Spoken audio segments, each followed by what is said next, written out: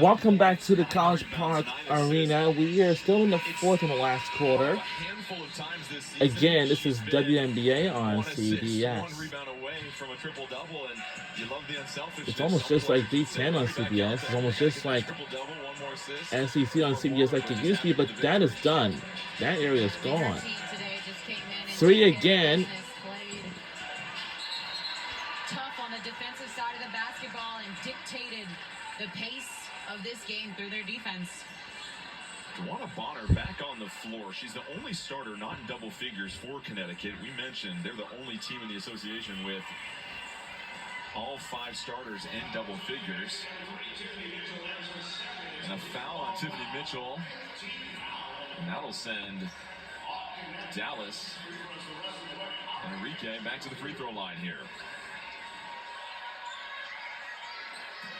Tough afternoon for her. You mentioned the swarming defense from Connecticut really tilted their scouting report towards taking away any clean looks off the screen. Yeah, what comes back to mind for me is that I thought McCowan and Brown did a really good job of screen and roll action and scoring inside. But what Dallas hasn't been able to do is knock down the outside shot. And so then everything else is so congested for Enrique, a player that likes to get downhill, that likes to play one-on-one. When the floor isn't spread and everyone can pack it in, you don't have room to operate. And that's what we've seen today. To your point, Dallas just 1 of 13 from beyond the arc. Harris using the screen from Jones. Harris.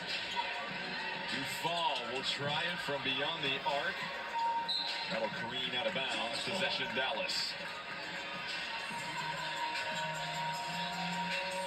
Both these teams made the playoffs last season. Connecticut falling in the semifinals. And don't forget, Brianna Jones tore her Achilles 13 games into the season last year. So now that they can stay healthy, they have got aspirations to go to the finals as Ogunbowale can't hit the 3. But they say they just got to take it one step at a time. Good hustle there from Enrique getting back. And then DB, man, those long arms, they just roll out. Got the passing lane. Then back the other way. Segrist can't get it near the cup, but cleaned up with the offensive rebound is McCowan.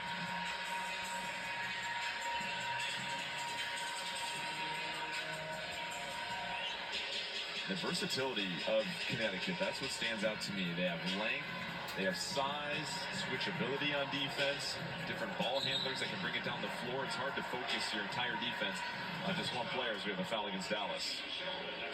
Well, here was a little bit of a mix-up here, and then Bonner just stays around lurking, intercepts the pass. It's kind of how the game has looked today, right? It's unfortunate for the Wings, and then all in favor of the Sun. Sheldon gets her hand in the passing lane, dives on the deck, and that's going to be a foul whistled against Harris. So the hustle is rewarded for J.C. Sheldon, who's showing a lot of aggressiveness on the defensive end this afternoon. Again, she was one of my favorite players to watch last year in college and just has continued to find her way here in the W, whether it's through hustle plays like that, running the point guard position, getting her teammates involved. Coach Trammell giving her a little bit more time today, and she's shown that she can be productive both sides of the basketball. And for rookies, sometimes you look at where they're drafted and you're thinking, well, why isn't there production here? It all depends on who they play behind, the system. And for Sheldon, she's got the skill level, averaged just under 16 points a game in college, shot nearly 50%. It's been in single digits in all 11 of her games this season, but you're starting to see that growth and that evolution come. And it just takes some time, right? You got to keep in mind, where Dallas Wings 11 games. This is their 12th game into the season. So you just need time to be on the court, to be in these positions to play, and then you need time to practice, right? How can you get a young team to get better, to drill certain things, to get on the same page if you don't practice? It is so hard to learn on the fly in game, to learn through film sessions.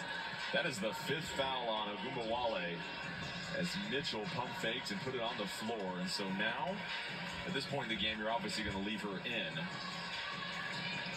But this is what Connecticut does. They force you to foul them on offense. Gannon with her choice of screens goes to the right, dishes it back to Jones. Jones, no good. And McCowan with rebound number 9.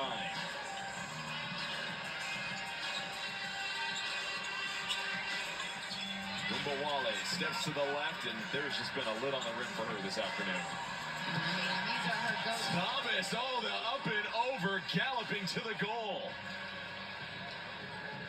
AT just so good in transition. Nice little Euro step.